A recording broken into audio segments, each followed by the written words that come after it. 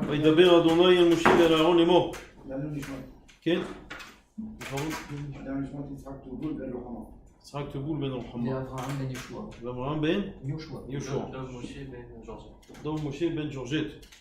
וידבר אדוני אל משה ואל אהרון לאמור. זאת חוקת התורה אשר ציווה אדוני לאמור, דבר אל בני ישראל. ויקחו אליך עפרה אדומה תמימה אשר אין בה המום אשר לא עלה על אהרון.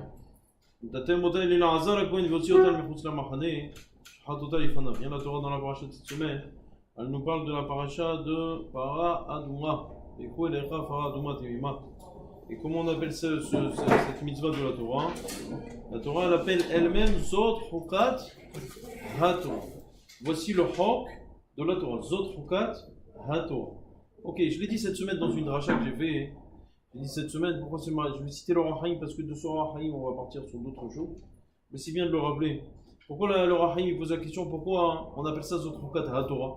Si il s'agissait de me dire qu'il s'agit là d'un Chok, c'est-à-dire d'une mitzvah qui n'est pas compréhensible, alors ça suffisait de me dire Zot Chokat, Zot HaChokat. Pourquoi Zot Chokat HaTorah? Comme si ce Chok représentait toute la Torah. Alors j'ai dit que la première réponse du Rahaïm, c'était la réponse la plus connue, à savoir que celui qui accomplit la mitzvah de Chokat HaTorah, c'est-à-dire de la Para Adouma, qui est complètement une mitzvah complètement incompréhensible, alors c'est comme s'il accomplissait toute la Torah. Pourquoi? Parce que s'il a montré qu'il est capable d'accomplir une mitzvah qui est totalement incompréhensible, c'est que Bémet il le fait par ce qu'on appelle, pardon, c'est ce que je vais éternuer, j'y arrive pas. C'est ce qu'il le fait par ce qu'on appelle Messirut Nefesh. On va parler d'ailleurs du Rabbi juste après. Il y en a qui viennent sur le Rabbi, on va parler du Rabbi. Il le fait par une totale Messirut Nefesh. En revanche, la deuxième réponse du Rahaïm, elle est beaucoup plus, fondamentale, à savoir que c'est quoi la mitzvah de Para Adouma? La mitzvah de Para Adouma, c'est la purification du Douma de mort. C'est ça, la mitzvah de Para Adouma, elle venait pourquoi? Pour purifier lorsqu'on était rentré en contact avec un mort. Et donc finalement, cette Touma n'est là que parce qu'on a reçu la Torah. Si le juif n'avait pas reçu la Torah, il n'y aurait pas cette Touma. Au même titre que le Goy. Le Goy, il n'est pas métamé. Le juif ne rend tamé que parce qu'il a, lorsqu'il meurt, que parce qu'il a reçu la Torah. C'est pour ça qu'on appelle ça Zot Chokat HaTorah. Et le Rahaïm Akadosh te donner un exemple, l'exemple des deux jarres. La jarre de miel et la jarre d'excréments. Tu vides les deux, sur laquelle les abeilles et les mouches vont rôder après vidage. Ce sera sur la jarre de miel, au même titre que le juif qui est rempli de Gdusha. Lorsque cette Gdusha s'en va, rejoint sa source, les abeilles, c'est-à-dire le Koach Hatouma, les mouches, vont tourner autour de quoi? De la jarre de miel. Il n'y a rien à faire du côté des excréments, il n'y a rien à faire. D'ailleurs, j'ai fait cette dracha, il y a un type qui est venu me voir juste après. Il m'a dit, monsieur le rabbin, je voudrais vous dire quelque chose. J'ai dit, qu'est-ce qui se passe? C'était le lendemain, il est venu. Il m'a dit, voilà, j'ai vu de la famille, c'est une avocat, il y avait des juristes dans la salle quand vous avez parlé, monsieur le rabbin, et ça les a choqués. Vous les avez comparés à des goy. Alors ça les a choqués. Il ne faut pas parler comme ça, monsieur le rabbin. Quand vous êtes en public, entre nous, on se comprend. Mais quand on est devant des gens qui ne sont pas un public non averti, alors il ne faut pas parler comme ça. Je veux dire, Habibi, ton discours, c'est ce qui a amené la réforme. Tout le mouvement libéral, il vient de ce que tu viens de dire. Tout le mouvement libéral. Est-ce que lorsqu'un juge, il va émettre une sentence, le juge, il émet une sentence, est-ce qu'il y en a un dans la salle qui va venir lui dire au juge, monsieur le juge, il ne faut pas parler comme ça. Il faut s'adapter au calme. Vous êtes en train de... Vous avez décrété 15 ans de prison ferme, verroulé, rien à l'zadérer. Monsieur, dites-le avec un langage, il faut s'adapter au calme. L'autre, il va lui dire, Habibi, ce que je suis en train de te donner, c'est la loi. Ce que je suis en train de te donner, c'est le code civil. Maintenant, tu vas me dire comment je dois adapter? Et là, les gens, plus ils sont rachats, plus ils veulent devenir rachats. Ah non, mais il fait rien. Quand au moins tu écoutes quelque chose qui te remet en question, au lieu de te remettre en question, qu'est-ce qu'il fait? Il se vexe. Ah, pourquoi le rabbin il a parlé comme ça? Et remets-toi en question, Al-Rahma. Pourquoi le rabbin il est venu te titiller dans tes habitudes? Et en fait, tes habitudes dont tu as une mauvaise conscience déjà. C'est ça qui te dérange. Au fond, c'est ça qui te dérange. Sinon, si un homme, vous marchez dans la rue, un type, il va te dire sur toi n'importe quoi. Un truc qui a aucun sens, tu vas faire attention. tu vas prêter attention. Non. Pourquoi? Parce que tu sais que c'est pas du tout fondé. Mais lorsque quelqu'un il vient te dire quelque chose de réellement vrai, et que tu le sais au fond de toi que c'est vrai, c'est là où ça va te toucher. Alors, je lui ai répondu à ce type, je lui ai dit, va dire à ta cousine, celle qui est avocat, celle qui est juriste. Tu vas lui dire de faire tchouva, et bien ça lui évitera d'avoir le gainam. Et tu lui diras ça de ma part. Parce que si elle continue comme ça, on ne donnera pas cher de ce rapport. Mais, stop. À partir de son rahim à Kadosh, ça c'est ce que j'ai dit cette semaine. Je l'ai dit cette semaine, c'est pour ça que je vais vite. Ouais, mais c'est obligatoirement lié entre la Gdusha et la Touma, c'est obligatoirement lié au nom de la Torah. Exactement. Et la preuve qui ramène. Le fait qu'on ait une amie, non, c'est pas lié. La preuve qui ramène, c'est une preuve indétrônable. C'est quoi? C'est le fait que Mishrou Kula Khamsod Parashat Bon. Mishrou Kula Khamsod. Mishrou Kula Khamsod. Shahatoua, non, il me manque 2-3 mots. Bon, en tout cas, Shahatoua pas ça. Bon, ou le cartel, Magouda, tes autres, Volta, Madame, comme je vous dis. Vigata, la Mishwa, j'étais à nos autres, Midano, je sais pas, il me manque 3 mots. Il me manque 3 mots. Mais, qu'est-ce que tu vois de ce passou? Akadosh Baruch Hu, il demande au peuple juif qui était en Égypte, il lui demande de faire le Korban Pessah. Est-ce que tu connais un juif qui fait Korban Pessah lorsqu'il est tamé? Mais c'est pas possible. C'est la raison pour laquelle on a institué un Pessah Sheni. Toute la raison pour laquelle on a institué Pessah Sheni, parce qu'ils ont fait la guerre. Il y a des gens qui sont venus voir Moshe Rabbeinu le jour de Pessah, et ils sont venus après Pessah, ils lui disent Moshe, nous on a fait la guerre, on est tamé à cause du mort, et on ne peut pas faire Pessah. Akadosh Baruch Hu leur a dit, vous allez vous rattraper le mois suivant. Normalement, tu peux faire un Korban Pessah. C'était pas ta mère, c'était ta mère. Toute la raison pour laquelle ils ont fait Korban Pessah, c'est parce qu'ils n'étaient pas ta mère. Pourquoi ils n'étaient pas ta mère? Parce qu'ils n'étaient pas Taor. Et pourquoi ils n'étaient pas Taor? Parce qu'il n'y avait pas de Torah encore. Attends de recevoir la Torah. Et après ils deviennent Taor. Mais si on analyse un petit peu plus loin, on va citer le Be'er Maim Haïm. C'est un auteur chassidique. C'est Rabbi Haïm Tchernovitch. Tchernovitch, une autre ville. Là-bas, il explique le Be'er Maim Haïm. Il dit qu'en fait, si on analyse correctement, qu'est-ce qu'on voit? On voit que un homme, il va se purifier grâce à ses cendres de la vache rousse. Mais, il ramène un développement qui est extraordinaire. Il dit, c'est vrai qu'un juif qui quitte ce monde, il amène sur lui la Touma. Pourquoi? Parce que là où il y avait de la Gdusha, il y a de la Touma. Mais il y a des gens d'exception qui n'ont pas réussi à avoir cette Touma. Comment ils ont fait? Il ramène l'exemple de Rabbi Yehuda Hanassi. Rabbi Yehuda Hanassi, c'est marqué dans le Yerushalmi, Mishemet Rabbi Batla Keuna. Depuis qu'il est mort Rabbi, la Keuna a disparu. Qu'est-ce que ça veut dire? Mais Rabbi, il n'était pas Kohen. Rabbi Yehuda Hanassi, il était quoi? Nassi. Un Nassi, il descend de qui? De Hillel. Hillel, il descend de qui? Yehuda. Yehuda, c'est pas Kohen. C'est la Malchut. Nassi. Le Yerushalmi te dit Mishemet Rabbi Batla Keuna. Rabbi, il est mort, la Keuna a disparu. Mais quel rapport avec Rabbi?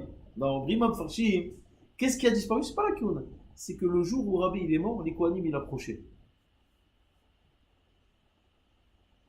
Ça pas de la Keuna. Les Kohanim avaient le droit de l'approcher. Pourquoi? Parce qu'il n'était pas impur. Comment un homme arrive à cet état de non-impureté?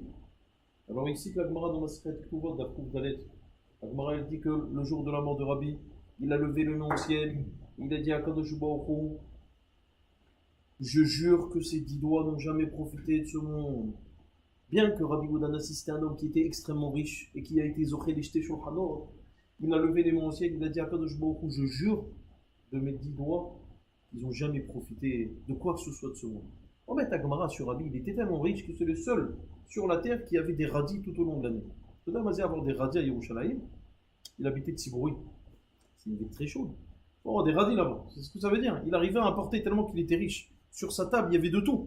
Tout le monde venait manger à sa table. C'était un homme immensément riche. Mais lui, il a levé les mains. À la fin de sa vie, il a dit Ribono Shel Haolam, je témoigne sur mes mains et je jure que ses doigts n'ont jamais rien profité de ce monde. Omer Rabbi Chaim Tchernovitch, c'est le fait de ne pas profiter de ce monde qui amène un homme à ne pas avoir sur lui la Touma de la fin de sa vie. C'est-à-dire à ce que son corps, et regardez ce développement, à ce que la Gdusha ne quitte jamais son corps. Mais il n'explique pas comment. Et c'est le Rav Levi Yitzhak Meberdichev, dans son Kedushat Levi, qui explique. Il dit, un homme est constitué de 2 parties majeures, le corps et la partie spirituelle. Le corps, c'est un élément matériel qui ne comprend pas la raison des mitzvot.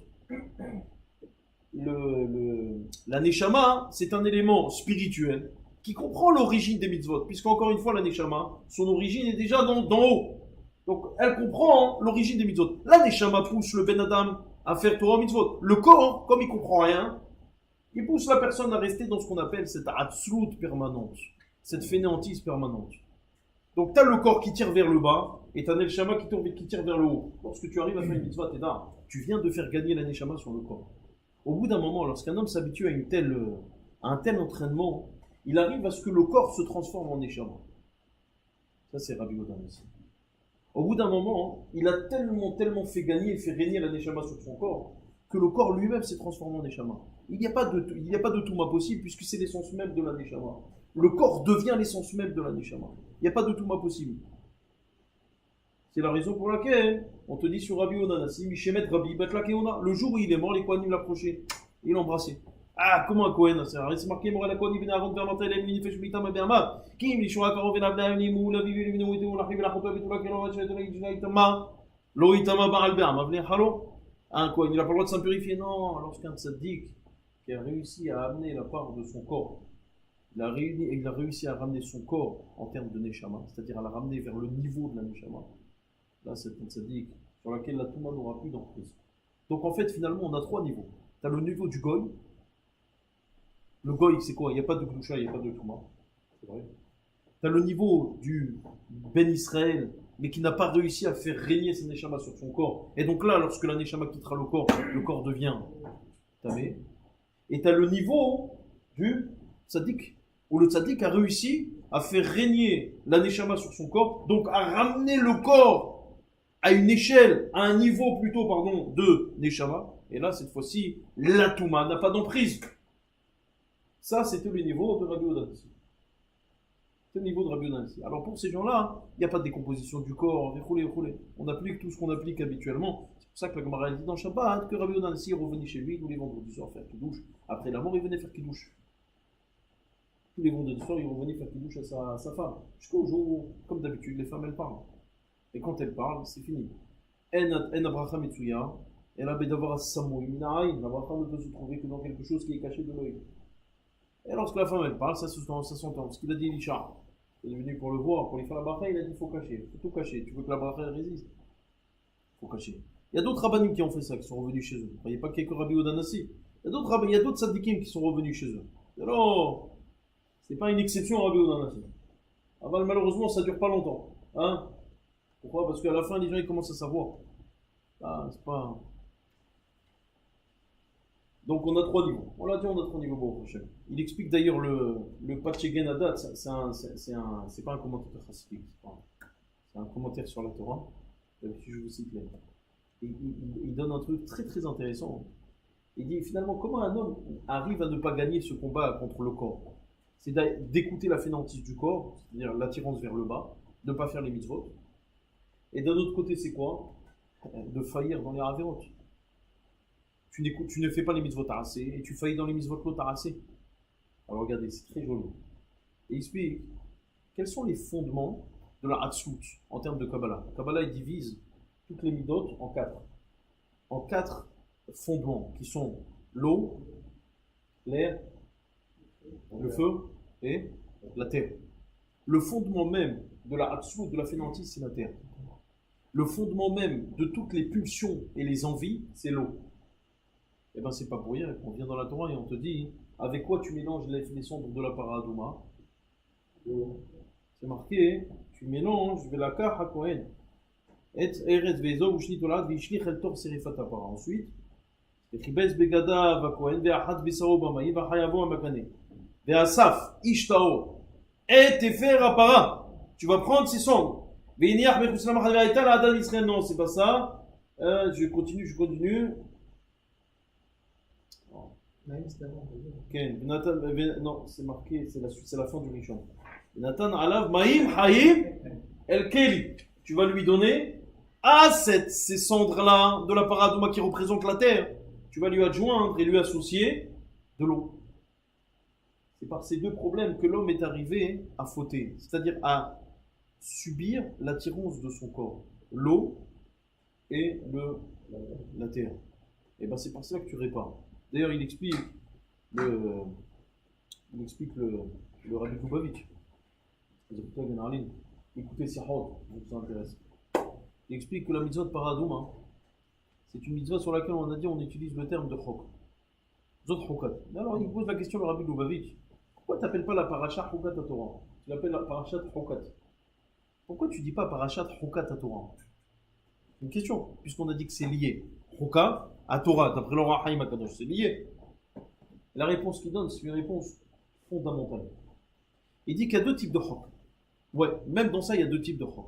Le premier type de chok, c'est le chok sur lequel tu peux trouver un fondement, peut-être. Peut-être une esquisse d'idée, de raisonnement, même si tu sais que ça ne va pas jusqu'au bout, mais tu peux trouver quelque chose. Le deuxième type de chok, c'est le chok qui ne veut absolument rien dire. Non seulement qui ne veut rien dire, mais en plus c'est tout ce contraire. Comme la paradouma, le Rav Chaim Akadosh explique que dans paradouma, vous avez tout le contraire, c'est-à-dire, qu'est-ce qu'on vient? On vient donner la para à un bonhomme, on vient lui donner sa purification. Pour lui donner la purification, on va utiliser que des éléments qui sont midatadin. Para, c'est la midatadin. Vous savez que la vache, c'est la midatadin. Ensuite, adouma, le rouge, tu parlais du rouge tout à l'heure, Maurice. Le rouge, c'est midatadin. Et, attention, il ne fallait pas qu'il y ait deux poils noirs ou deux poils blancs. Si tu avais deux poils sur toute la vache, c'était pas sourd. Même Même Ken, je te prends le poil noir pour te dire, même le noir, non, il fallait qu'elle soit rouge, adouma, rousse si vous voulez, adouma à fond. Mais le rouge, il représente quoi dans la Kabbalah? Midatadin. Donc la vache, elle représente Midatadin. Le rouge, il représente Midatadin. Omer Rav Chaim Akadosh, Hachel ou Ala Aliaoul. Il fallait en plus qu'elle n'ait jamais porté de charge. La charge, ça veut dire quoi? Le joug, le mitokadin. Il ne fallait pas qu'il y ait de mitokadin. Il fallait que ça représente le din absolu.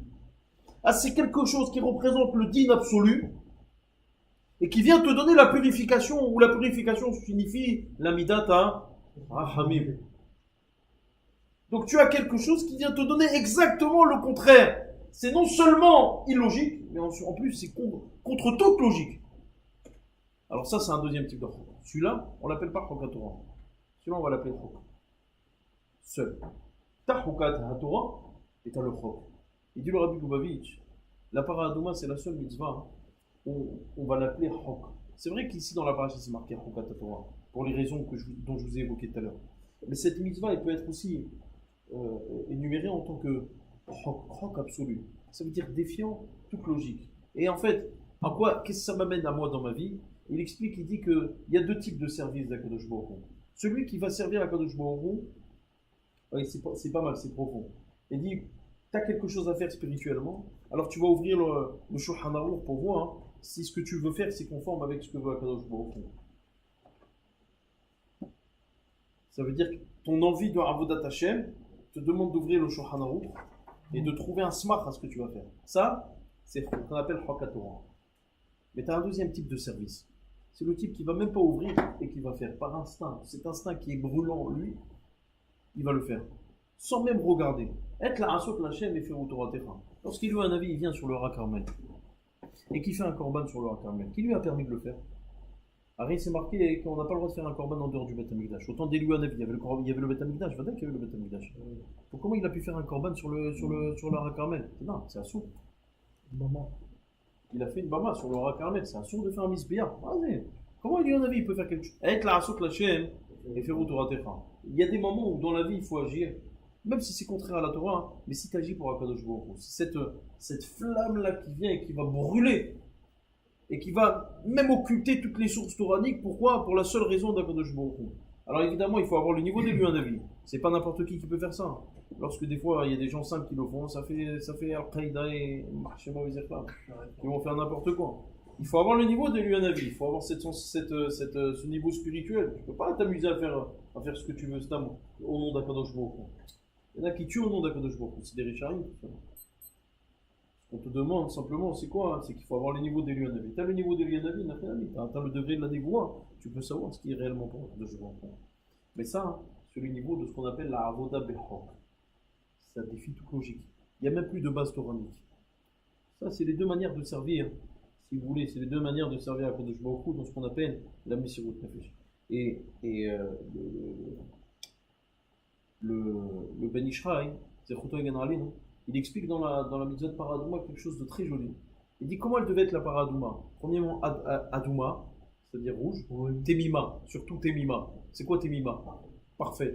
Asher Enba Moum, il n'y avait pas de défaut. Asher Lo Ala Alea, Rol, sur laquelle il n'y avait pas de charge. Il explique le Ben Ishraï qu'en fait la mitzvah de Paradouma, en termes de. Là, c'est un drash. On a dit le saut. Maintenant, on vient sur le drash. On a parlé du pshat, on vient sur le drash. Il explique le Ben Ishraï que la mitzvah de Paradouma, elle peut être comparée à la mitzvah de Tchouva. Pourquoi? Parce que la Paradouma, au même titre qu'elle te donnait la purification, la Tchouva te donne la purification spirituelle de ta Neshama. Et il explique le Ben Ishraï, il dit, eh ben, théoriquement, s'il existe réellement un parallèle entre la Tchouva et la mitzvah de Paradouma, il doit y avoir exactement aussi les mêmes attributs. Au même titre que la Paradouma, c'est marqué Temima, Asher Bamoum, Asher Lo Ala Alea Rol, ta Tchouva aussi, elle doit être Temima. Ça veut dire qu'un homme, lorsqu'il fait une tchouva, il doit faire une tchouva parfaite. Asher Enba Moum. Tu dois faire une tchouva parfaite, c'est pas. Allez, j'arrête un petit peu là à Vérode, mais je continue tous les vendredis. Quelqu'un me disait comme ça. Moi, je le fais une fois par semaine. Avant, je faisais tous les jours, je le fais une fois par semaine. C'est ma tchouva, c'est ma manière de faire tchouva. Ah oui, c'est bien, hein. Mais c'est pas ça la tchouva. Asher Enba Moum. Dans la tchouva, il ne doit pas y avoir de moum. Asher, Lo Ala Alea, Rol. Et en plus, maintenant si toi tu viens à jeûner, par exemple un homme il a fait une grosse Avera, il vient chez un Rav, le Rav lui dit écoute, pour réparer ta Avera, il faut que tu fasses 3386 jeûnes. Voilà, il faut faire. Ah Rav, c'est vrai, 3386 jeûnes. C'est la seule solution. Ah, c'est vrai. 10 ans. Mais je vais faire quoi? 10 ans de ma vie? Alors, qu'est-ce que tu veux faire? Alors, sinon, tu as une autre solution, c'est de racheter avec la tzedaka. Ah, mais j'ai pas d'argent. Alors, je. Comme il y a un type qui vient chez leur. C'est une histoire connue. Le Rahim Akadosh, il se baladait un jour au Maroc. Et dans ses pensées, il était en train d'étudier. Dans ses pensées, il s'est perdu dans une sorte de forêt. Il s'est perdu. Il s'est perdu, il ne savait plus où il était. Quand il s'est réveillé, ça veut dire il a repris ses esprits. Il s'est aperçu qu'il était perdu. Il ne savait pas quoi faire. Et il s'est perdu, il marchait. Ça a duré 2 jours. Il a failli s'évanouir. Il avait une maison. Il est rentré dans une maison. Et il y avait là-bas dans cette maison des tables avec plein de manger, de fruits. Il a mangé, puis quoi, en effet, j'étais droit. Il a mangé, il y avait un lit, il était tellement fatigué, il s'est endormi. Maintenant, pendant qu'il était endormi, il y a des gens qui sont rentrés dans la maison. Et ils ont vu qu'il était sur leur lit. Mais ces gens, c'était pas n'importe qui, c'était des voleurs du coin, des brigands. Et en fait, ils se sont cachés dans la forêt. Ah, celui-là, avec quel hatsouf, celui-là. Non seulement il mange chez nous, on est les voleurs, il n'a pas peur de nous. Et en plus, il s'allonge sur notre lit. Allez, on va le réveiller, on va le tuer, on va le mettre à mort. C'est une histoire connue. Maintenant, le chef des brigands, il a reconnu qui c'était. Il savait qui c'était. Il leur a dit à ses amis, il leur a dit, écoutez, réveillez-le, et je dois parler avec lui. Il va chez lui, il le voit, il dit, Rabbi, à l'écart, il lui dit, Rabbi, tu me reconnais? Je lui dis, je te connais pas, mon fils. Il dit, Rabbi, j'étais ton élève. Je dis, quoi, toi, tu étais mon élève?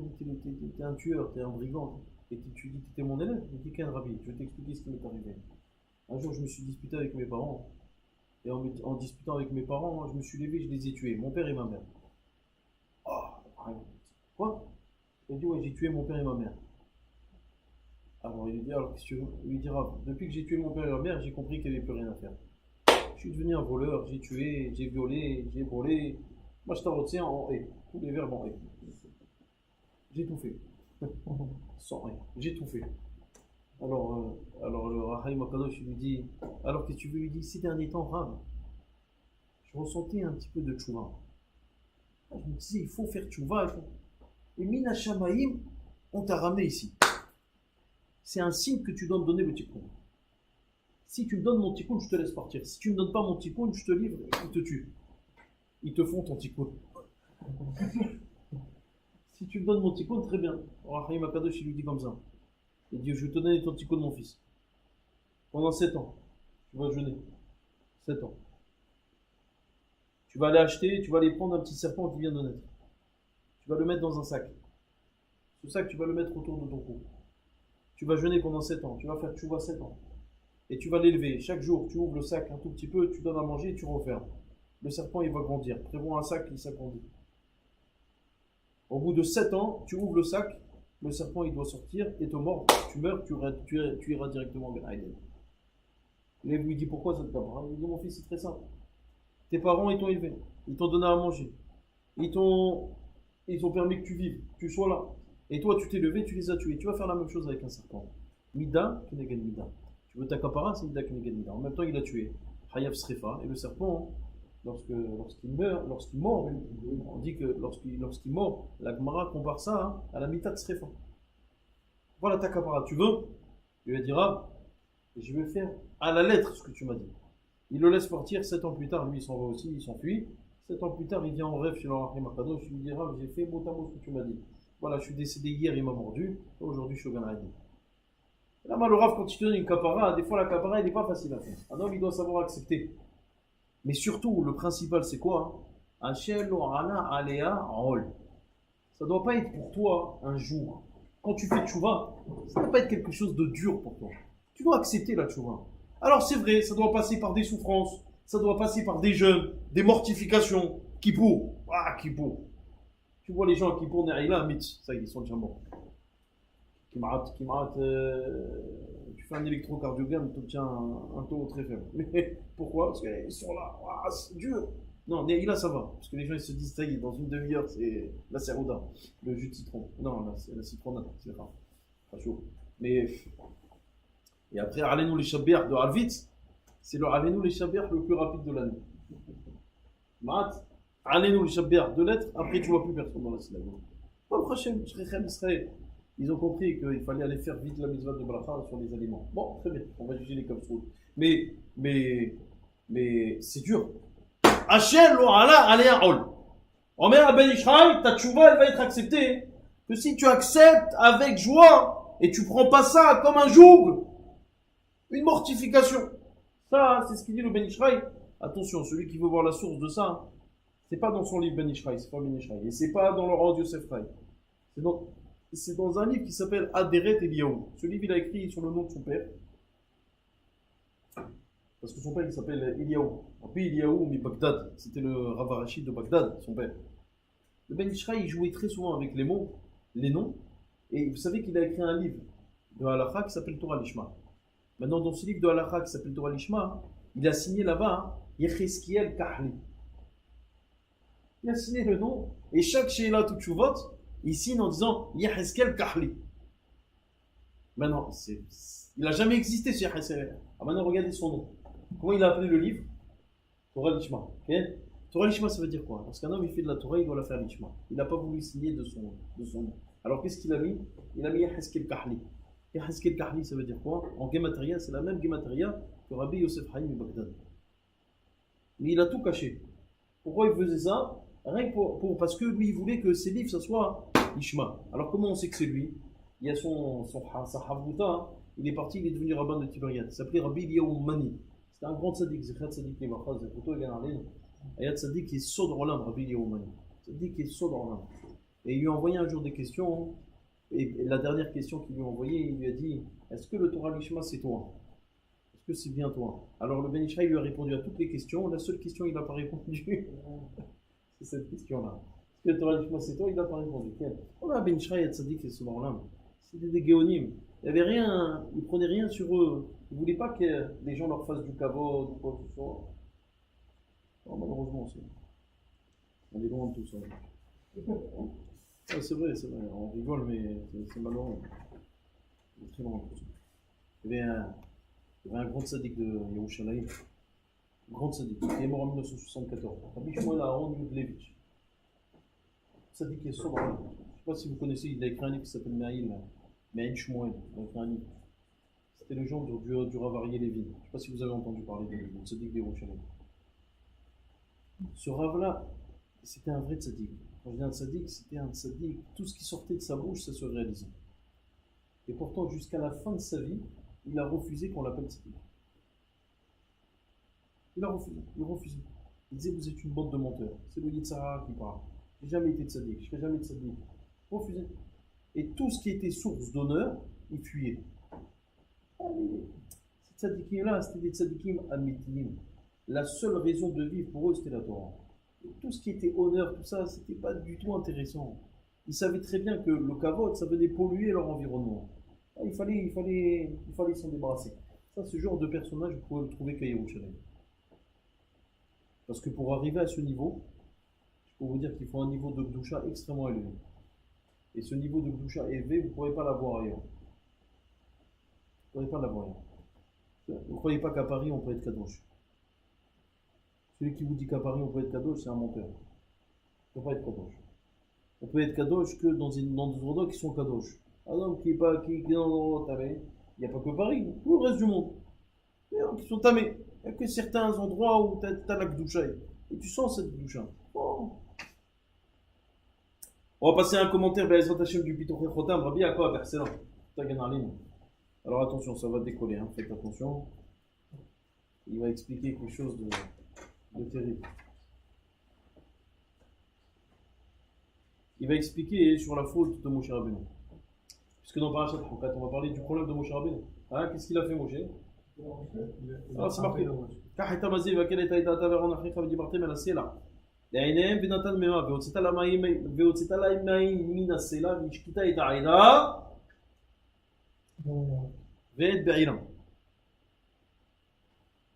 C'est le fameux épisode de l'eau. Hein? C'est vrai, c'est le fameux épisode de l'eau. Donc qu'est-ce qu'il y avait dans l'eau? Akadosh Baruch Hu, il dit à Moshe Rabbeinu, il faut parler au rocher. Qu'est-ce qu'il fait Moshe Rabbeinu? Il le frappe. Très bien. Alors ça c'est Rashi qui dit ça. Hein? Rashi qui dit que c'est la faute de Moshe Rabbeinu. Il y a d'autres Rishonim qui disent, le Ramban par exemple, il n'est pas d'accord. C'est pas ça la faute de Moshe Rabbeinu. La faute de Moshe Rabbeinu, on a Morim. Moshe Rabbeinu, il leur parle à Israël en disant, écoutez, bande de rebelles.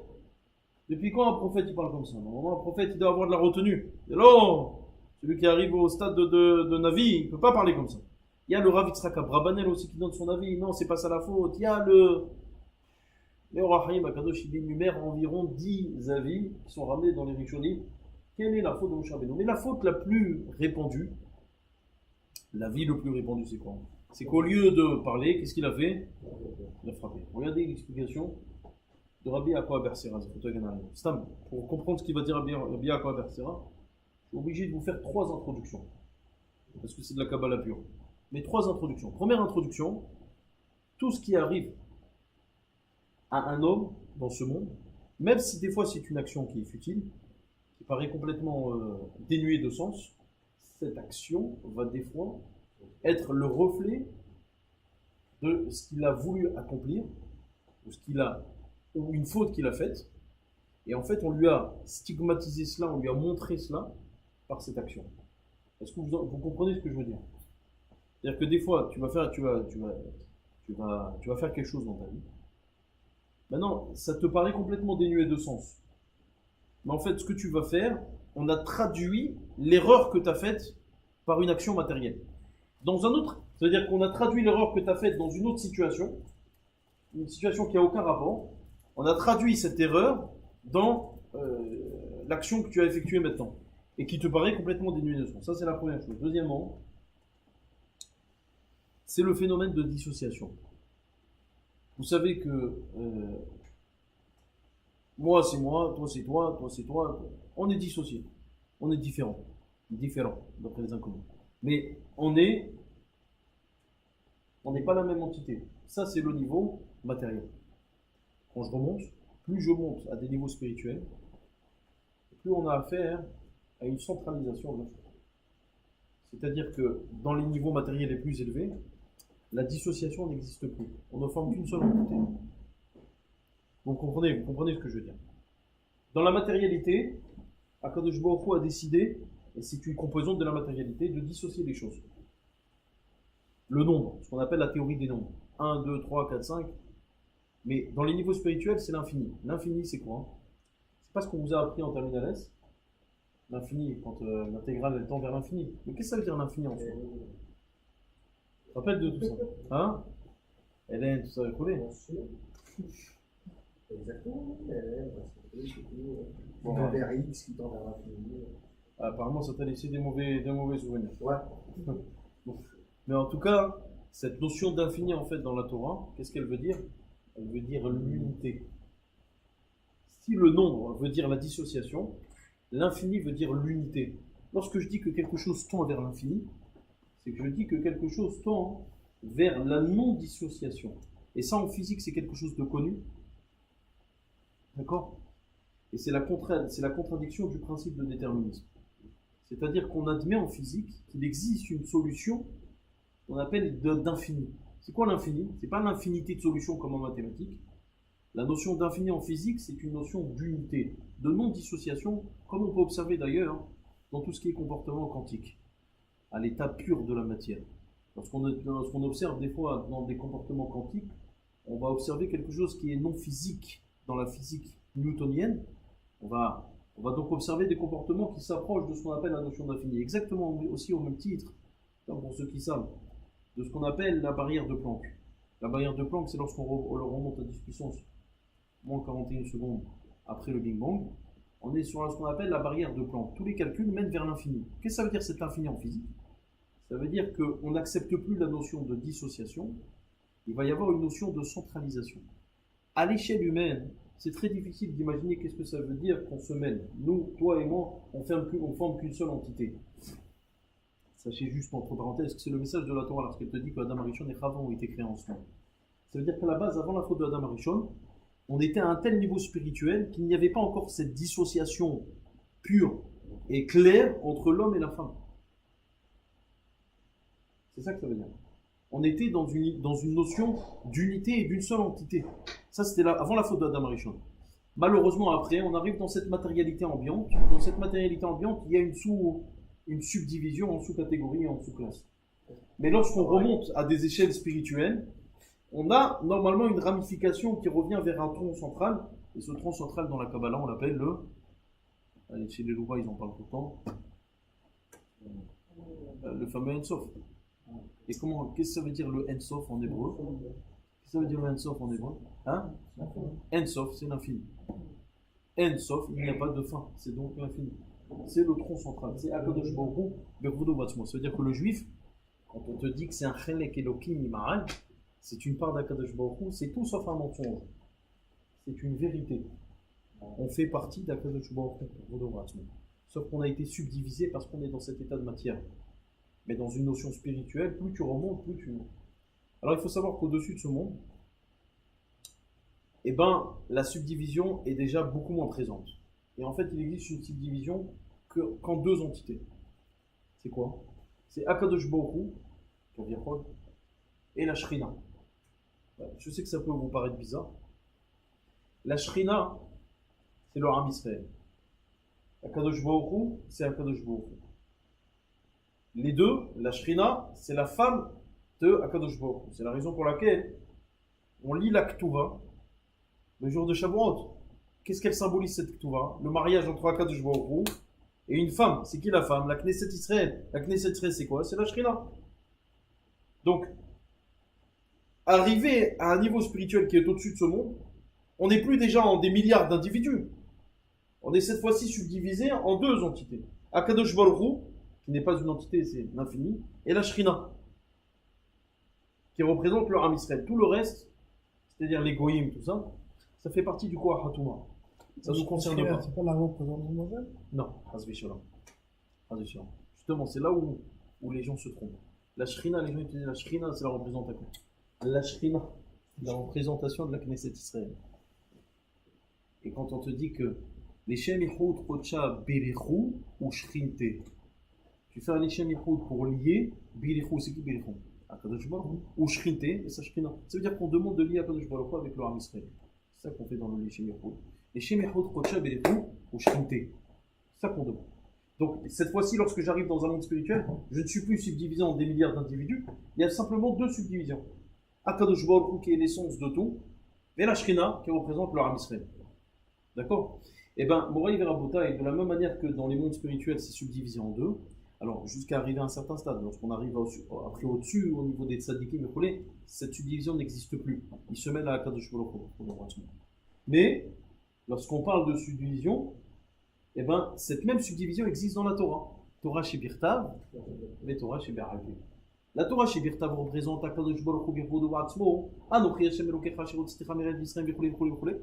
Et la Torah chez Be'alpé, qu'est-ce qu'elle représente? La Shekhinah. C'est pour ça qu'on te dit dans la Gemara, Torah lo b'shamayim hi. Elle n'est pas là-haut. Ça veut dire quoi là-haut?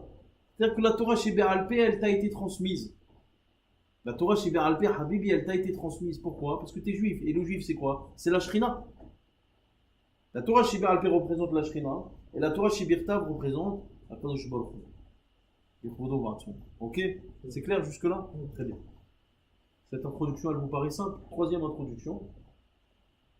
Pour des raisons que je ne peux pas expliciter maintenant, vous devez considérer comme acquis le fait que le Sélah dont on parle ici, ça représente la Torah chez Be'alpé. Le Sélah, le rocher dont on parle ici dans la Torah, représente la Torah chez Be'alpé. Tu dois considérer ça comme acquis. La démonstration, pourquoi je ne peux pas le faire maintenant? Parce que la démonstration, elle prend au moins 2h30 et tu comprendras que j'ai pas que ça à faire. Mais en tout cas, le Sélah, tu dois considérer ça comme admis, que le Sélah, et en plus c'est bourré de Kabbalah. Ça va pas t'amener, non, ça va pas t'amener grand chose. Considère comme acquis simplement, le Sélah, c'est La Torah chez Be'alpé. Et le Maté, c'est quoi? La Torah chez Birtav. Vous devez considérer ça comme acquis. Oui ou non? C'est bon jusque-là? Ça va. Maintenant, dans la troisième introduction, je suis obligé de vous dire que dans la Kabbalah, on appelle Moshe Rabbeinu Shushvita des Malka, et Aaron HaKohen, on l'appelle Shushvita des Matronita. C'est quoi ces noms que ça veut dire? Alors, c'est des noms très... Shushvita, hein, je ne sais pas si vous connaissez ce nom, vous avez dû déjà entendre parler ce nom. Shushvita, ça veut dire l'accompagnant. Celui qui accompagne. Moshe Rabbeinu était comparé, Kaviachol, comme l'accompagnateur d'Akadosh Baruch Hu, Shushvita des Malka. Aaron HaKohen, il était considéré comme Shushvita des Matronita. Mazé Matronita, c'est la Shrina. C'est la raison pour laquelle, quand Aaron HaKohen il est mort, la Torah elle dit Vaïfku Oto, Kol Bet Israël. Tout le Ham Israël l'a pleuré. Là, parce qu'Aaron HaKohen il représentait le Ham Israël, la Shrina. Mais lorsque Moshe Rabbeinu il est mort, qui s'est marqué Vaïfku Bet Israël. Vaïfku Oto Israël. Ils ont pleuré Israël. Pourquoi ils n'ont pas tous pleuré? Parce que Moshe Rabbeinu ne représentait pas le Ham Israël. Moshe Rabbeinu était l'accompagnateur de Akadosh Baruch Hu Birvodo Ba'atzmo. Mais Aaron HaKohen, il avait une relation très très forte avec la Shrina. Encore une fois, la Shrina, c'est la représentation dans les mondes supérieurs de quoi? Du Ham Israël.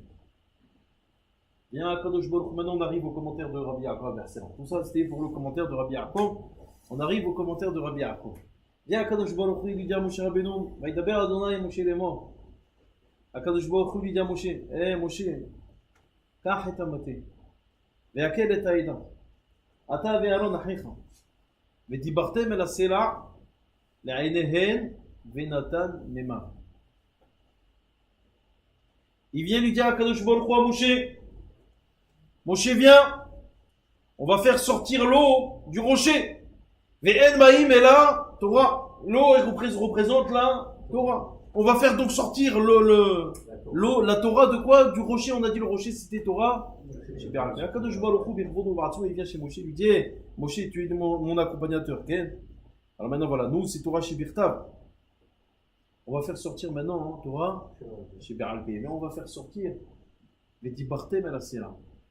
Par le dibour, par ta parole, tu vas faire sortir l'eau. C'est quoi l'eau? En maïm et la Torah. Tout cet enseignement. Tu vas le faire sortir par ta parole. Malheureusement, qu'est-ce qu'il a fait, Moshe Rabbeinu?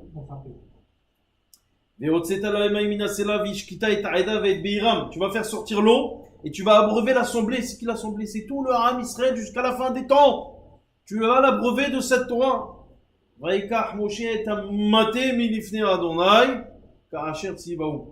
Tiens, la Torah elle te dit qu'Akadosh Baruch Hu il a ordonné à Moshe Rabbeinu de prendre le maté.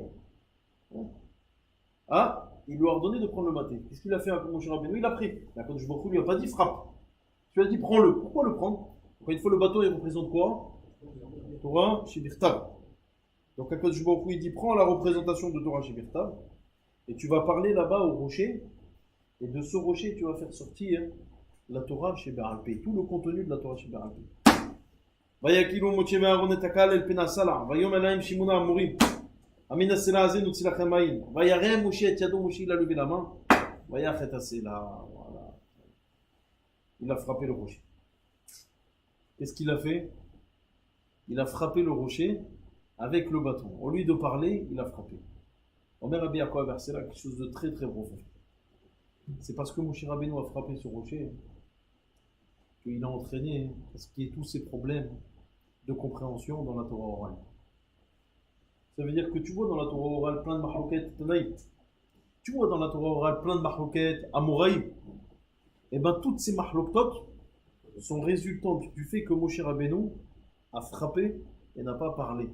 S'il avait parlé, ça serait passé par une amira. La amira correspond à quelque chose qui est midat arachami. La amira, c'est la douceur. Mais le fait qu'il ait frappé, là, ça a entraîné à quoi? Quelque chose de violent. Cette violence a amené à ce que dans la Torah, chez Bé'alpé, étaient toutes ces marloktot. Tout ça. Bématéou, Paramaïm, il a frappé 2 fois. Une fois pour les mahloket tanaïm, et une fois pour les mahloketot amoraïm. Vayetséou maïm rabim. Il y a beaucoup d'eau qui sont sorties. Il y a beaucoup d'eau qui sont sorties. Malheureusement, beaucoup de mahloketot qui sont sortis de ça. Et là, BMF, les gens, ils ont bu. Mais le problème, c'est pas qu'il y a mal bu. Ça veut dire que si Moshe Rabbeinu n'avait pas agi de la sorte, eh ben, on n'aurait pas eu toutes ces mahloketot. Tout aurait été barou. Il n'y aurait pas eu tout ça. Ça, c'est l'image. C'est l'image de la période, de l'épisode du rocher. D'après Rabbi Yaakov Bersel. C'est l'image, encore une fois. N'imaginez pas, hein. Il s'agit là, parce que Moshe Rabbeinu a frappé. C'est derrière, au travers de cette action, on a voulu symboliser l'erreur de Moshe Rabbeinu. Qu'à cause de cette erreur, on est arrivé à avoir toutes ces marloketot, amoraïm et tanaïm. Ça, c'est la lecture de Rabbi Yaakov Bersel. Il y a un affaire avec la Et alors, Akadosh Baruch Hu, il vient lui dit juste après, Vayomer Adonai el Moshe ve'el Aaron, Ya'an lo hematem bi lagdishini le'anei bnei Israël, lachen lo taviu et haka'al hazeh. Vous n'allez pas rentrer en Eretz Israël. Quel rapport? Voyez le rabotaï, Eretz Israël, c'est Keneged Torah chez Bé'alpé dans la Torah. Eretz Israël, c'est Keneged Torah chez Bé'alpé. Viens, Akadosh Baruch Hu, il dit à Moshe, tu as fait en sorte que la Torah chez Bé'alpé, elle est bourrée de mahloketot. Lo taviu et haka'al hazeh. Tu ne rentreras pas en Eretz Israël. Hachem Otat, il a. Tu ne rentreras pas. Mida, Keneged Mida. Tu as dégradé entre guillemets la Torah chez Bé'alpé, c'est Mida Keneged Mida. Tu veux Moshe, c'était sciemment ou c'est trompé? Hema Memeriva. Regardez bien comment ça rentre dans les mots. Hema Memeriva. À cause de toi, c'est devenu les eaux de la discorde. C'est bourré de mahloketot. Asher Ramou Ben Israël. Ils se sont battus le Ham Israël. Mais attention, il dira bien quoi, Bersela. Tout ça, c'était quoi? Et Adonai. Tout ça, c'est pour Akadosh Baruch Hu birvodo ba'atzmo. Et avec tout ça, Vaï Kadesh Bam. Vaï Kadesh Bam, il le sanctifie. C'est-à-dire, ne viens pas dire, Hazve Shalom, que les mahloketot sont issus d'une erreur et ça fait que détériorer l'image d'Hachem. Hazve Hanila. Non. Ces mahloketot, c'est un choix de Moshe Rabbeinu, soit. Mais, Vaï Kadesh Bam. Cela induit, tout ça, ces mahloketot, elles sont Al-Kiddush Hashem. C'est Al-Kiddush Hashem. La mahloket Bet Hillel Bet Shammai, comme ça il dit Rabbi Yaakov, ne vient pas dire que la mahloket Bet Hillel Bet Shammai, elle est. Bet Hillel utilise Bet Shammai, il a tort, et Bet Hillel utilise c'est Bet Shammai. Bet Hillel dit sur Bet Shammai, il a tort, et Bet Shammai dit sur Bet Hillel, il a tort. Non. Les deux ils disent non. Moi je considère que la manière de servir à Kadosh Baruch Hu, c'est mieux comme ça. Bet Hillel, non. Moi je considère que la manière de servir à Kadosh Baruch Hu, elle est mieux comme ça. Mais tout ça c'est simplement toujours. Les Shem Shamayim, c'est ce qu'on appelle dans Maseret Avot, Mahloket les Shem Shamayim. Alors maintenant qu'on arrive à là, moi, je vous ai cité bon quelque part, c'est ça. Il a joué son rôle de maître en fait. Chacun il amène sa réflexion. Voilà, exactement. Okay. Alors est-ce que c'est comme il a dit, est-ce que c'était voulu ou pas? C'était voulu quoi? Il dit pas ça, il parle pas de ça, bien. Il parle pas de ça, il reste ça tout. Sur ça, il va pas plus loin. Je sais pas, est-ce que c'est voulu par Moshe Rabbeinu? En tout cas, c'est l'épisode, pour lui, c'est comme ça qu'il lit l'épisode de cela. Comment c'est que Moshe Rabbeinu qui était un avis, il n'a pas su anticiper tout ça? Un avis, ça veut pas dire être le bon Dieu. Un avis, et Pinhas, c'était un avis? Attends, réponds. Pinhas, t'as un avis? Non. Oui. Pinhas ou Eliaou? D'accord, maintenant Eliaou, il a été puni par Akadosh Baruch Hu.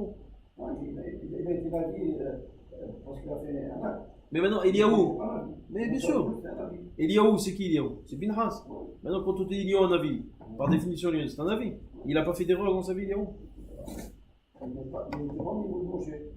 Mais même Navi, encore une fois, hein, fais attention, Navi, ça ne veut pas dire être le bon Dieu. Un Navi, ça reste un homme. Ça reste un homme. Mais il ne fait pas de névoie pour lui. Jamais un avis fait de névoie pour lui. Je te rappelle que Moshe Rabbeinu il s'est trompé avec les explorateurs. C'est la langue sur l'ordre de Dieu. Non? Non? Non, c'est lui qui a demandé les C'est pas marqué Kahlecha. C'est marqué chez l'Achlecha. Envoie pour toi. Si toi tu vas envoyer. Regarde le premier Rashi. Le premier Rashi. Chez l'Achlecha, Kadosh Baruch Hu, il dit si toi tu vas envoyer, envoie. Moi je suis pas d'accord. Mais qu'est-ce qu'il y a demandé de envoyer? C'est le Ham Israël. Non. C'est le Ham Israël qui est venu chez Moshe, il a dit on a besoin d'explorateurs. Ouais. Allez. Ouais. C'est même combat avec le RFA. Regarde bien, tu vas voir. Et regarde le premier Rashi. Chez l'Achlecha Anashim, bientôt, ou Ateretz Kanaan. Ashir Ani Notani Israël, Shahan, Shahan. Regarde le premier Rashi à la Makom. Le RFA aussi, c'est un. Stop, j'ai pas trop le temps, il me reste 5 minutes. Je voudrais vous citer un commentaire, 2 commentaires. Un commentaire du Shem Ishmuel, c'est Rabbi Shmuel Mitorshov, un auteur chassidique. Et le deuxième commentaire, Rav Nachman de Breslev. On va parler de ces 2 commentateurs. Et en fait, ils viennent sur un épisode, ce fameux épisode de la mort de Aaron. Aaron, il est mort. Vaïfkou et Aaron chez Shimion, Kol Bet Israël. Juste après, Vaïshma Kenani Melech Haran, les Canaanites ont entendu ça, ils sont venus faire la guerre. Ok? Mais la Torah a dit pour la première fois dans l'histoire, le Ham Israël va subir une perte. Et c'est pas une perte. Vaïsh Mibenu Shevi. Ils ont fait un prisonnier. Omer Amidrash, c'était qui ce prisonnier? C'était une servante. Bon. Ils ont fait un prisonnier. Mais le Ham Israël a été très touché de cette défaite. Parce que Aaron il est mort, ils ont perdu les nuées. Et ça c'est la Gemara Tarnit. Et parce que les nuées sont perdues, les Canaanites sont venus. Ils ont fait la guerre. Mais le Ham Israël a été déprimé par cette. C'est la première fois qu'on venait. C'est comme si tu dis, il y a une équipe de foot, l'Avdil Ben Kodesh Lahol, ils ont une série d'invincibilité. Et au bout d'un moment, au bout de 2 ans, ils n'ont jamais perdu un match. Tout le contraire des Français. Au bout de 2 ans, qu'est-ce qui se passe? Ils viennent et puis il y a une équipe qui les fait perdre. La douleur est dure. Bien que normalement, un joueur, il est habitué à la défaite. Et là, ils n'ont jamais perdu. Le Ham Israël n'a jamais perdu. Il était toujours protégé. Ils étaient une marala qui était énorme. Ils n'ont jamais perdu. Là, il y a une chifra qui est venue, qui a été emprisonnée. Du camp des Juifs ou des camps Du camp des Juifs. C'est-à-dire, et en plus, ils l'ont récupéré après. Hein. Mais ça les a déprimés. Hein? Ah, je sais pas. Ça pose un petit papier sur le côté. Mais je sais pas de. Non, mais parce que s'ils ont donné autant d'importance, donc c'est une dame, en plus une servante, c'est que c'était peut-être important. C'est quoi qui est important? Voilà. C'est qu'il y a une brèche. On s'en fout qui est emprisonné. C'est qu'il y a une faille spirituelle. C'est ça qui les a déprimés. Ça veut dire qu'ils ont remarqué que Aaron est mort. Ça y est. La protection est partie. Ça veut dire qu'eux-mêmes, ils n'étaient pas suffisamment protégés. Ils étaient dépendants de Aaron. C'est vrai que juste après, Moshe Rabbeinu a ramené l'ordre. Par son seul mérite, Moshe Rabbeinu a ramené l'ordre. Mais en attendant, ils ont pris conscience de cette perte. Et ça les a. Qu'est-ce qu'ils ont fait? Il dit le Shem Ishmuel, Vaïdar Israël Neder Lachem Lemon. Ils ont fait un Neder. C'est quoi le Neder? C'est dans le mot Rabotai que Neder ne s'appelle pas Neder pour rien. Neder, ça s'écrit Nun Dalet Resh. Et ça veut dire Nun Dar. Nun Dar. Le Neder habite, Dar ça veut dire habiter, il habite au 50e degré de Kedusha. Un homme qui fait un Neder, c'est un homme qui vise des endroits extrêmement élevés en termes de spiritualité. Lorsque tu fais un Neder, c'est pour ça qu'on dit l'on allez nous, l'on allez nous. La Gemara dit dans Maselat Shabbat, un homme qui ne respecte pas les Nedarim, l'on allez nous, les enfants en meurent. Et la femme meurt. Un homme qui ne respecte pas ses Nedarim, ses enfants ils meurent et sa femme elle meurt. L'on allez nous. Lama, parce que le Neder, personne ne l'obligeait à faire ça. Mais le Neder, il a touché des endroits spirituels qui étaient extrêmement élevés. Nun dar, zé Neder. Et il dit les Shem Ishmuel, tu sais c'est quoi le moussard de ça? Lorsqu'un homme il est dans la déprime, lorsqu'un homme il est confronté à la défaite, sa solution, on l'apprend d'ici, c'est de viser le plus haut, qu'il aille directement dans une pratique qui est extrêmement élevée. Même s'il n'a pas l'habitude de le faire, même s'il se dit attends, non seulement j'ai pas l'habitude, mais maintenant, ça là, c'est une catastrophe. Le max, il doit faire par étapes. Qu'est-ce qu'il fait? Il va directement à l'endroit. Non, là c'est des ordres. Regarde. Du Ramban, quoi. Et là non. Quand il est confronté à un état de déprime et de défaite, qu'il aille directement viser le plus haut, et ça lui amènera la simha. C'est ce qu'ils ont fait les bénis Israël. Vaïda Israël neder Hachem les morts, Vayoma. Inatan Titen, Vaishma Hachem tout de suite, qu'est-ce qu'il a fait à Kadosh Baruch Hu? Kadosh Baruch Hu, il a écouté leur âme Israël, et ils ont gagné juste après. Ça veut dire comment rétablir une situation de creux? Eh ben, c'est de viser le sommet. Ça, c'est la lecture du Shem Ishmael sur cette paracha. Alors, on terminera, je vous l'ai dit, Be'ezrat Hashem, par le fameux Rav Nachman de Breslev. Et ça, c'est un yesod extraordinaire. La vérité, avant de voir ce Rav Nachman de Breslev, j'ai jamais compris ce Rashi. Vous savez que c'est marqué là-bas, que lorsqu'ils arrivent, Vaïsou Ben Israël Marhanou Be'erod, donc les Bénis Israël, ils ont commencé à voyager, d'accord? Et la Torah dans Chokat, elle te dit quoi? Ils arrivent presque au port de Israël. Je vous les aime. Qu'est-ce qu'il veut dire ce passage? Que lorsque les Bénis Israël ont approché d'Israël, les montagnes se sont rapprochées d'eux.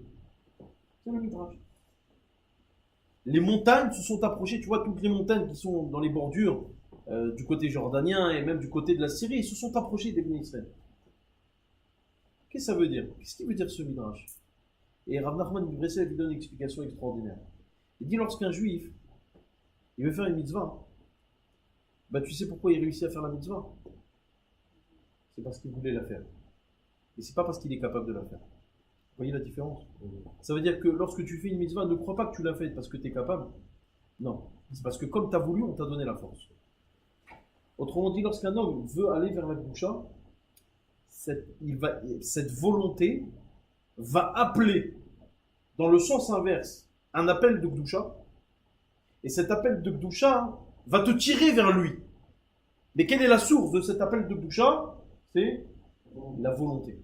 C'est pour ça que c'est marqué d'avoir en maître du final Ratson. Il n'y a rien qui tient devant le Ratson. Il donne l'exemple, le Rav Nachman du Breslev, il dit là par exemple, lorsqu'un homme il veut aller en Israël, ou bien il veut aller voir un tzaddik, la règle, si vraiment il veut, il fait les efforts nécessaires, ou bien même il parle d'un étrog. Un homme il va acheter le étrog, il se trouve dans des contrées où le étrog est très très rare à trouver. Rien qu'il suffit qu'il fasse les prémices d'une action, en montrant qu'il est réellement intéressé, et que ce qu'il veut c'est vraiment le mitzvah, et bien Mina Shamayim va lui donner le courage de faire cette mitzvah. Ça c'est un principe extrêmement important. C'est pour ça que c'est marqué Abal et Taher, mais ça y est, non. Un homme qui vient se purifier, on va l'aider. C'est quoi? C'est que si tu as la volonté de faire cela, alors sache que ta volonté, elle va faire un appel de Gdusha, la Gdusha va venir te tirer vers elle. Le contraire, c'est valable. Le contraire, c'est que tu es déjà dans la Touma. Alors vous voyez ce que je veux dire? Comment on dit, celui qui veut, celui qui veut fauter, qu'est-ce qu'on fait? C'est marqué dans la Torah, dans la Gemara, potrinlo, on lui ouvre. Pourquoi c'est marqué on lui ouvre? Parce que comme il est déjà dans la Touma, bon, tu veux fauter, de toute façon tu es déjà dedans. Mais dans la Gdusha, c'est pas marqué Abal et Taher, mais ça y est, on va le tirer. C'est-à-dire que cette Gdusha, elle va venir, autrement dit, un tzaddik, lorsqu'il arrive à la fin de sa vie, il sait très bien que s'il est arrivé à cet état de tzidkout, il ne doit rien à lui-même.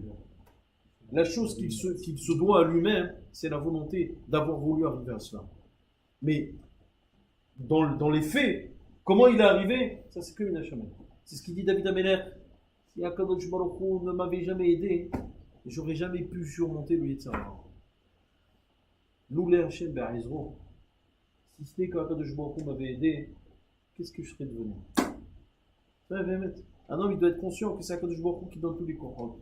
Toutes les korot, c'est Akadosh Baruch Hu qui les donne. Omer Rav Nachman de Breslev, c'est ça que symbolise ce Midrash. Lorsque le Ham Israël est arrivé devant, c'est pas qu'il est arrivé effectivement devant, c'est que la volonté elle était très forte. Alors, qu'est-ce qu'il a fait à Akadosh Baruch Hu? Il a rapproché les montagnes. Ça veut dire que c'est Israël qui s'est rapproché de lui. C'est Eretz Israël qui s'est rapproché du Ham Israël. C'est pour pouvoir accomplir justement la volonté du Ham Israël de rentrer en Eretz Israël, eh ben, c'est comme si la terre s'était déplacée vers eux. Lui, il va jusqu'à dire que cette volonté, elle était tellement forte que c'est même la terre qui s'est déplacée. Mais nous, on pourrait comprendre qu'effectivement, cet appel, ce Ratson, cette volonté, a fait qu'il y a un appel de Gdusha. Et cet appel de Gdusha, c'est comme si j'appelais la terre vers moi.